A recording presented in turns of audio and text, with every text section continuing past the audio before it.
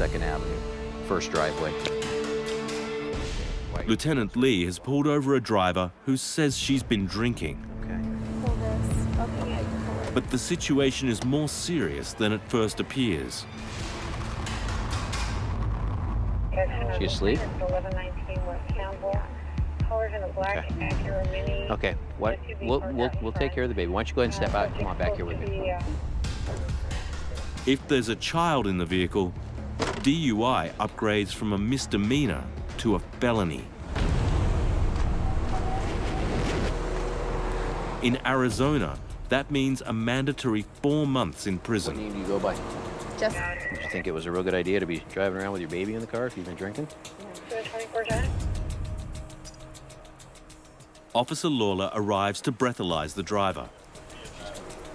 If her blood alcohol is over 0.08, she could go to prison. Harder, harder, harder, harder, harder, harder, harder, harder, harder.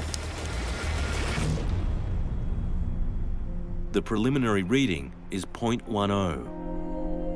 Unfortunately, under arrest for DUI. Is Grandpa home? While this driver prepares to spend the first of what might be many nights behind bars, her child is safely delivered home. For Lieutenant Lee, justice has prevailed. You know, it's not always the person who consumes the alcohol that ends up being the person who either gets injured or killed, or it's oftentimes they take somebody else that's unsuspecting with them.